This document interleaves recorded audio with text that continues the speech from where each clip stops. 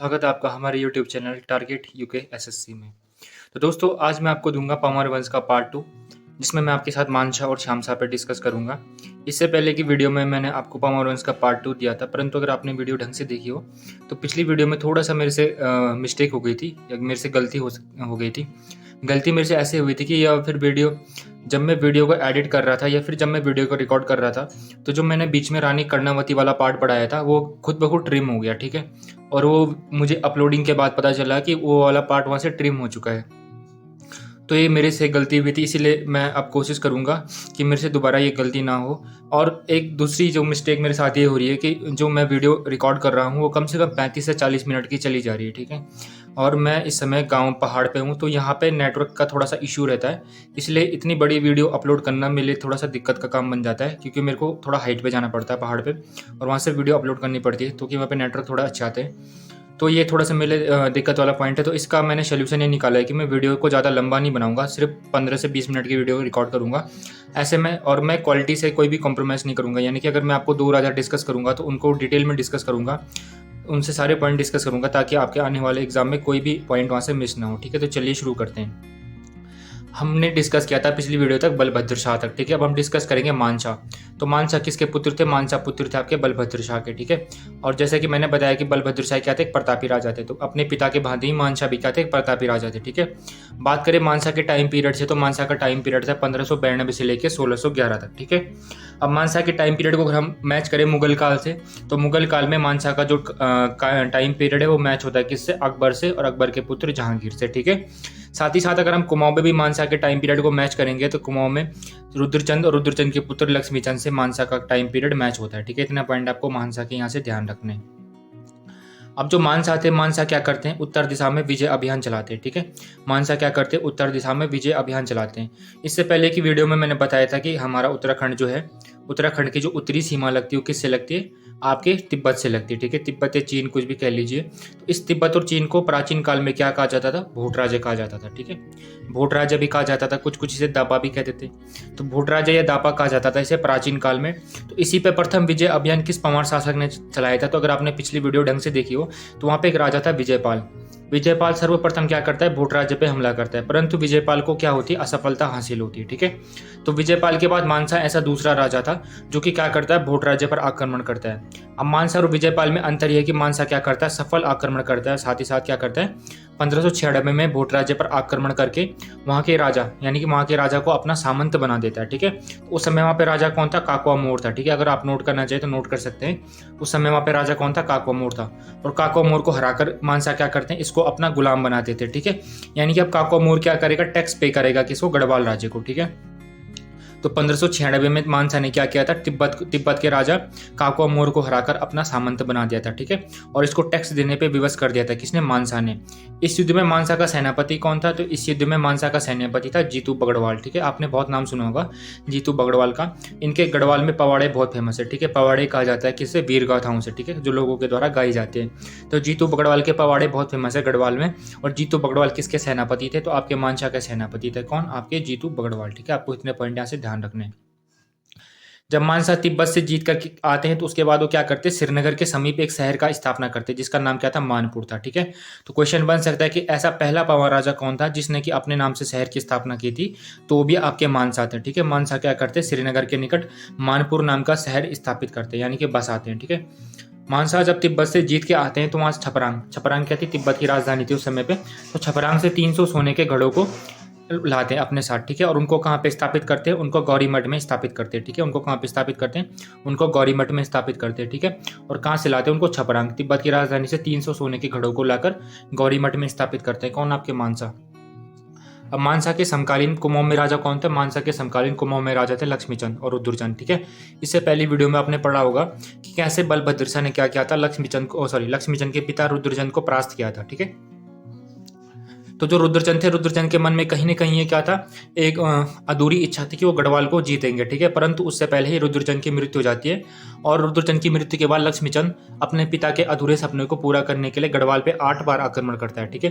तो लक्ष्मीचंद 8 बार आक्रमण करते हैं गढ़वाल पे, जिसमें से 7 बार उनको क्या मिलती है, असफलता मिलती है, ठीक है।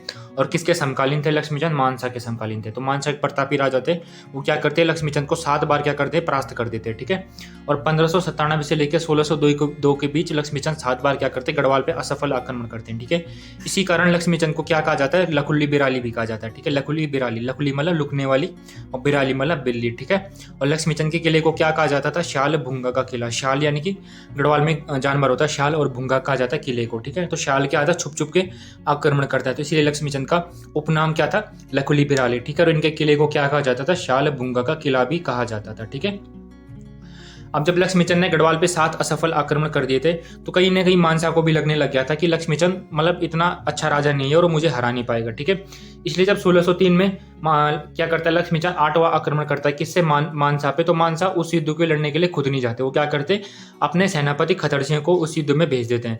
अब इस युद्ध में मानसा की ओर से आता है कौन, गेंडा सिंह। इस युद्ध में मानसा की ओर से इस युद्ध में लक्ष्मीचंद का सेनापति कौन था, गेंडा सिंह था, और लक्ष्मीचंद का सेनापति कौन था, खतर सिंह था।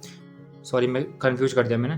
इस युद्ध में मानसा का सेनापति कौन था, खतर सिंह था, और लक्ष्मीचंद का सेनापति कौन था, गेंडा सिंह था। अब लक्ष्मीचंद का जो सेनापति था गेंडा सिंह को क्या करता है, मानसा के सेनापति खतर सिंह को मार देता है। और जब मानसा का सेनापति खतर सिंह इस युद्ध में मारा जाता है, तो एक छोटी सी विजय की खुशी में लक्ष्मीचंद इसको क्या करता है, कुमाऊं में बहुत बड़ा चढ़ाकर बताता है कि मेरे सेनापति गेंडा सिंह ने मानसा के सेनापति खतर सिंह को मार दिया, ठीक है। और उसके बाद कुमाऊं में एक त्योहार शुरू होता है, खतड़वा त्योहार, ठीक है। तो माना जाता है जो खतड़वा त्योहार कुमाऊं में मनाया जाता है वो मानसिंह के सेनापति खतर सिंह के मरने के बाद शुरू हुआ था, ठीक है। और लक्ष्मीचंद इस विजय को बहुत बड़ी विजय के रूप में सेलिब्रेट करता है, ठीक है। तो इतने पॉइंट आपको ध्यान रखना है। खतर सिंह किसका सेनापति था, मानसा का सेनापति था, और गेंडा सिंह किसका सेनापति था, लक्ष्मीचंद का सेनापति था, ठीक है। ये मैंने आपको चंद्रवंश में भी पढ़ाया, अगर आपको वहाँ पे यहाँ पे समझ नहीं आएगा तो आप उस वीडियो को जाके देखिए, वहाँ पे मैंने और भी अच्छी तरीके से इसको एक्सप्लेन किया है, ठीक है। अब मानसा का एक दरबारी कवि था जिसका नाम क्या था, राजकवि भरत। तो राजकवि भरत किसका दरबारी कवि था, आपके मानसा का दरबारी कवि था राजकवि भरत, ठीक है। इस राजकवि भरत को जहांगीर ने ज्योतिक राय की उपाधि दी थी, ठीक है। तो कहा जाता है कि जो जहांगीर था इसने मानसा के दरबारी कवि किसको, भरत को ज्योतिक राय की उपाधि दी थी, ठीक है। परंतु कुछ इतिहासकार इस बात को नहीं मानते, कुछ इतिहासकार मानते हैं कि जो ज्योतिक राय वाला भरत था वो कोई और था, ठीक है। परंतु पेपर में क्वेश्चन बन सकता है कि किस मुगल शासक ने मानसा के दरबारी कवि भरत को ज्योतिक राय की उपाधि दी थी, ठीक है। तो जहांगीर ने मानसा के दरबारी कवि भरत को क्या दी थी, ज्योतिक राय की उपाधि दी थी, ठीक है। अब भरत क्यों फेमस है, भरत इसलिए फेमस है क्योंकि भरत की एक फेमस रचना है मानवदय काव्य। अब मानवदय काव्य किसकी रचना है, राजकवि भरत की रचना है मानवदय काव्य। और मानवदय काव्य को गढ़वाल का पहला यानी कि पंवार वंश का पहला क्या कहा जाता है, ग्रंथ कहा जाता है। तो पंवार वंश का पहला ग्रंथ कौन था, आपका मानवदय काव्य, जिसकी रचना कौन करता है, राजकवि भरत करता है, ठीक है। यानी कि इस ग्रंथ से पहले पंवार वंश में किसी भी लिखित ग्रंथ की क्या हुई थी, रचना नहीं हुई थी। तो ये पहला लिखित ग्रंथ है मानवदय काव्य, किसका, आपके पंवार वंश का, ठीक है। और कौन इसकी रचना करता है, राजकवि भरत करता है, ठीक है। आपको लैंग्वेज भी ध्यान रखनी, किस भाषा में लिखा गया है, संस्कृत भाषा में लिखा गया है, ठीक है। अब होता है क्या कि कालांतर में जाके जो ये किताब थी, कौन सी, ये जो आपकी किताब थी मानवदय काव्य, ये कालांतर में जाके क्या फटनी शुरू हो गई थी, यानी कि इसके जो पेज थे वो खंडित होना शुरू हो गए थे, ठीक है। तो एक लेखक थे कौन, मेधाकर शर्मा या फिर मेधाकर शास्त्री, कहीं कहीं इनका नाम मिलता है। तो मेधाकर शर्मा क्या करते हैं, मेधाकर शर्मा इसका पुनः संकलन करते हैं, किसका, मानवदय काव्य का। तो आपके पास क्वेश्चन बन सकता है पेपर में कि मानवदय काव्य का पुनः संकलन किस व्यक्ति के द्वारा किया गया था, यानी कि किस रचनाकार के द्वारा किया गया था। तो आपके पास ऑप्शन में वो राजकवि भरत भी दे देगा और मेधाकर शर्मा भी दे देगा, ठीक है। तो कंफ्यूज नहीं होना है, मेधाकर शर्मा के द्वारा जो आपकी मानवदय काव्य था इसका पुनः संकलन किया गया था, ठीक है। इतने पॉइंट आपको यहाँ से ध्यान रखने, ठीक है। अब क्या होता है कि जो मानसा की तुलना इसमें बलि, राजा बलि से कौन करता है, आपका राजकवि भरत करता है, ठीक है। और बलि क्या थे, एक दानवीर राजा थे, ठीक है। इसलिए क्वेश्चन बन सकता है कि मानसा की तुलना दानवीर राजा बलि से किसने की थी। तो आपके पास ऑप्शन होगा राजकवि भरत भी होगा ऑप्शन में, तो आपको राजकवि भरत टिक करना है, ठीक है। अब मानसा के कार्यकाल में 1611 में एक यूरोपीय यात्री था विलियम फिंच। विलियम फिंच क्या करता है, गढ़वाल की यात्रा करता है, ठीक है। और वो क्या था, एक यूरोपीय यात्री था, ठीक है, जो कि क्या करता है, मानसा के दरबार में आता है, ठीक है। अब आपने पढ़ा होगा कि जहांगीर, मुगल दरबार में, जहांगीर के दरबार में 1608 में सर टॉमस रो और उसके बाद कौन, सर टॉमस रो और उसके बाद एक और व्यक्ति था, मेरे को उनका नाम ध्यान नहीं आ रहा, पर सर टॉमस रो और एक और व्यक्ति आपका, अगर मेरे को नाम ध्यान आएगा तो मैं कमेंट सेक्शन में पिन कर दूंगा। सर टॉमस रो क्या करते हैं, जहांगीर के दरबार की यात्रा करते हैं, ठीक है। तो उन्हीं के साथ कौन आता है, विलियम फिंच भी भारत की यात्रा करता है, ठीक है। और विलियम फिंच 1611 में क्या करता है, आपके गढ़वाल की यात्रा करता है, ठीक है। और किसके दरबार में आता है, मानसा के दरबार में आता है। तो जब विलियम फिंच गढ़वाल की यात्रा कर रहा था, तो विलियम फिंच अपनी यात्रा वृत्तांत में बताता है कि जो मानसा है, राजा मानसा, वो क्या करता है, सोने के बर्तनों में खाना खाता है, ठीक है। तो इससे आप मानसा के धन वैभव का अंदाजा लगा सकते हैं कि मानसा कितना संपूर्ण राजा था धन वैभव से, कि वो क्या करता था, सोने के बर्तनों में खाना खाता था, ठीक है। यानी कि उस समय गढ़वाल राजा काफी अच्छी कंडीशन में था, ठीक है। और जो ये विलियम फिंच गढ़वाल की यात्रा करता है, तो इसका वर्णन किया है किसने, फॉस्टर। फॉस्टर एक कवि है जिनकी रचना कौन सी, ट्रेवल्स इन इंडिया, ठीक है।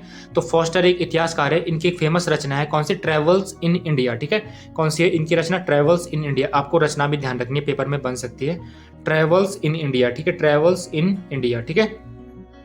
तो ट्रेवल्स इन इंडिया नामक रचना किसकी, फॉस्टर की है। तो इसी रचना में ट्रेवल्स इन इंडिया में फॉस्टर ने बताया कि विलियम फिंच नाम का एक यूरोपीय यात्री था, जो कि क्या करता है, उत्तराखंड की यात्रा करता है, ठीक है। और वो बताता है कि जो वहाँ का राजा कौन था, मानसा। मानसा क्या करता है, सोने के बर्तनों में खाना खाता है, ठीक है। उसके अलावा मानसा का एक अभिलेख मिला है, कहाँ से, देवप्रयाग के क्षेत्रपाल मंदिर से, ठीक है। तो क्वेश्चन बन सकता है कि देवप्रयाग के क्षेत्रपाल मंदिर से किस राजा का अभिलेख मिला है, तो मानसा का अभिलेख मिला है, कहाँ से, देवप्रयाग के क्षेत्रपाल मंदिर से, ठीक है। अब मानसा का छोटा भाई कौन था, महीपति शाह था, और मानसा का पुत्र कौन था, श्यामसा था। तो महीपति शाह इसीलिए इंपॉर्टेंट है क्योंकि महीपति शाह आगे चल के राजा बनेगा, ठीक है। अब बात करते हैं मानसा के पुत्र श्यामसा पे। तो श्यामसा के कार्यकाल की बात करें तो श्यामसा का कार्यकाल था 1611 से लेकर 1630 तक, ठीक है। और श्यामसा समकालीन था किसके, आपके चंद काल में तिरमल चंद के और मुगल काल में जहांगीर के। तो श्यामसा इनके समकालीन था।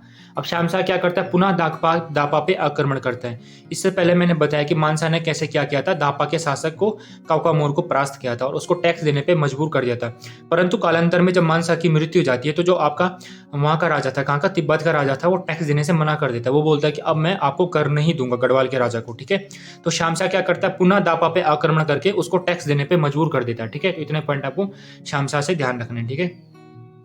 अब 16 इंपॉर्टेंट, मोस्ट इंपॉर्टेंट पॉइंट है कि 1621 डेट इंपॉर्टेंट है। 1621 में जो श्यामसा था वो जहांगीर से मिलने के लिए आगरा जाता है, ठीक है। और श्यामसा ऐसा पहला पंवार राजा था जो कि दिल्ली दरबार जाता है। इससे पहले की वीडियो में मैंने बताया था कि कैसे बलभद्र शाह ने दिल्ली के साथ राजदूत भेजने की प्रथा शुरू की थी, परंतु बलभद्र शाह खुद कभी दिल्ली नहीं गया था। उसने क्या किया था, राजदूत भेजने की प्रथा दिल्ली दरबार के साथ शुरू की थी, परंतु वो कभी खुद दिल्ली नहीं गया।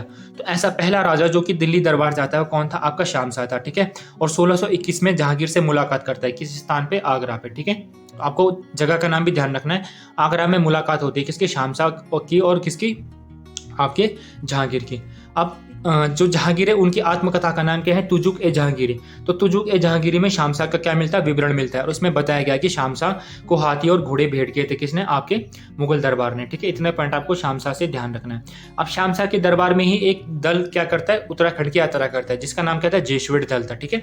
अब कुछ बच्चों को जेसुइट दल समझ में नहीं आएगा, तो मैं बता दूं ये जेसुइट दल क्या था। ये जेसुइट ईसाई पादरियों का एक दल था, जेसुइट दल, जिसका काम क्या था, इसका काम था ईसाई धर्म का प्रचार प्रसार करना। मुख्य इसका काम यही था कि ये ईसाई धर्म का प्रचार प्रसार कर रहा था, क्योंकि उस समय क्या था, ईसाई धर्म नगण्य हालात में था भारत में, ठीक है। और इसका मुख्य काम क्या था, ईसाई धर्म का प्रचार प्रसार करना था। तो ये पूरे भारत में क्या कर रहा था, भ्रमण कर रहा था, ठीक है। और 1624 में इसका पहला दल क्या करता है, श्रीनगर आता है, ठीक है। और इनका मुख्य पादरी कौन था, आंतेदी एंड्रियो, या फिर कहीं कहीं इसको आंतेदी आंद्रियो भी बताया गया है। आपको ध्यान रखना है, इनका पहला दल आपके श्रीनगर में कब आता है, तो 1624 में इनका पहला दल क्या करता है, श्रीनगर में आता है, ठीक है। अब 1625 में इनका दूसरा दल क्या करता है, भारत या फिर उत्तराखंड में आता है, और उसके बाद क्या करता है, तिब्बत की ओर चले जाता है, ठीक है। और जब ये वापस लौट रहा था तिब्बत से, ये आपका उत्तराखंड हो गया और ये तिब्बत चले गया कब, 1625 में, ठीक है। अब तिब्बत तो जा रखा है, उसके बाद वापस भी तो आएगा अपने घर, तो ये अपने घर के लिए 1631 में वापस आ रहा था। तो जब 1631 में श्रीनगर पहुंचता है इसका दूसरा दल, तो ये बताता है कि जब ये वापस आ रहा था, इनका मुख्य पादरी कौन था, अजविडो था। तो अजविडो बताता है कि जैसे ही मैं श्रीनगर में पहुंचा तो मैंने देखा कि श्यामसा मर चुका था और श्यामसा की चिता जल रही थी, और उसके साथ साथ 60 रानियां भी क्या हो रही थी, सती हो रही थी। तो कहीं ना कहीं सती प्रथा का उल्लेख भी बताया किसने, आपके अजविडो, पादरी अजविडो ने, ठीक है। और श्यामसा की मृत्यु कब हुई थी, 1631 में हुई थी, किसके अनुसार, पादरी अजविडो के अनुसार, ठीक है। तो डेट इंपॉर्टेंट नहीं, इंपॉर्टेंट ये है कि जब पादरी अजविडो कहाँ पे, आपका श्रीनगर पहुंचा, तो उसने बताया कि श्यामसा की मृत्यु हो चुकी है और उसके साथ साथ उसकी 60 रानियां क्या हो रही है, सती हो रही है, ठीक है। और बताया जाता है कि श्यामसा की मृत्यु नाव पलटने हुई थी, यानी कि श्यामसा क्या कर रहा था, बोटिंग कर रहा था, आपकी अलकनंदा नदी में नाव चला रहा था और उसकी नाव पलटी और वो वहीं क्या हो गया, मतलब निपट गया, ठीक है। अब शामशाह का राजगुरु कौन था? शंकरदेव। शामशाह का राजगुरु कौन था? शंकरदेव। और शंकरदेव की एक फेमस रचना है वास्तु शिरोमणि। तो रचना इंपॉर्टेंट है, क्वेश्चन बन सकता है कि वास्तु शिरोमणि नामक रचना किसकी है? आपके राजगुरु शंकरदेव की। ठीक है, इतने पॉइंट आपको यहाँ से ध्यान रखने हैं। तो होप आपको वीडियो पसंद, अगर वीडियो पसंद आती है तो प्लीज वीडियो को लाइक कीजिएगा और चैनल को सब्सक्राइब कीजिएगा। ठीक है, थैंक यू फॉर वॉचिंग।